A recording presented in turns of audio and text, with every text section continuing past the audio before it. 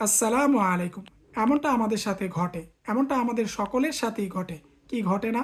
আমরা যা পছন্দ করি, আমরা যা ভালো মনে করি তা আমরা পাই না। আবার আমরা যা অপছন্দ করি, আমরা যা চাই না তাই আমরা পাই। আসলে আমরা জানি না কোনটা ভালো কোনটা মন্দ। আমাদের জ্ঞান খুবই সীমিত। ওয়ামা উতীতুম মিনাল ইলমি ইল্লা কলিলা। মানুষের জ্ঞান খুবই অল্প। আল্লাহর জ্ঞানের তুলনায় আমাদের জ্ঞান খুবই নগণ্য, খুবই অল্প। আল্লাহ সমস্ত কিছুই জানেন। তিনি জ্ঞানের মহাভাণ্ডার। তিনি গায়েব জানেন, দৃশ্য অদৃশ্য, বর্তমান ভবিষ্যৎ অতীতকাল সব কিছুই আল্লাহ জানেন। তার এলেমের মধ্যেই আছে। আমাদের তকদির আল্লাহর হাতে, তিনি ভালো মন্দ জানেন। এজন্য আমরা যা চাই আসলে এর মধ্যে কল্যাণ নেই, এজন্য আল্লাহ আমাদেরকে দেন না। আবার আমরা যা অপছন্দ করি তার মধ্যেই কল্যাণ নিহিত আছে, আল্লাহ জানেন, এজন্য আমাদের সাথে এমনটা ঘটে। ধরেন একটা যুবক, সে বাইক চায়, আল্লাহর কাছে দুই হাত তুলে সে বাইক চায় যে আল্লাহ আমাকে একটা বাইক দান করেন।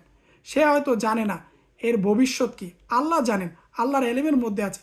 আল্লাহ যদি তার ডাকে সাড়া দেয়, তার ডাকে আল্লাহ তার দোয়া কবুল করেন আল্লাহ না দেওয়ার মাধ্যমে।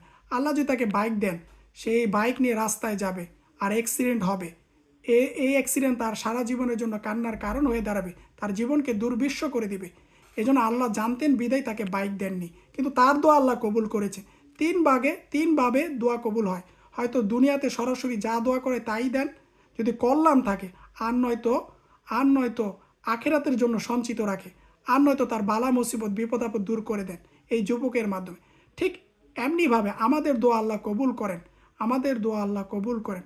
যা আমাদের জন্য মঙ্গল তার সাথে সাথেই দিয়ে দেন, আর যা আমাদের জন্য মঙ্গল নয়, হয়তো এই যুবকের মতো আমাদেরকে আল্লাহ তালা না দেওয়ার মাধ্যমে সাড়া দেন।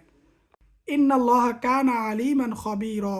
নিশ্চয়ই আল্লাহ অদৃশ্য এবং দৃশ্যমান সব কিছুই জানেন। এজন্য আমরা চাইবো আল্লাহর কাছেই চাইবো, আমরা হতাশ হব না। আল্লাহ আমাদের দোয়া কবুল করেন, তিনি মহান।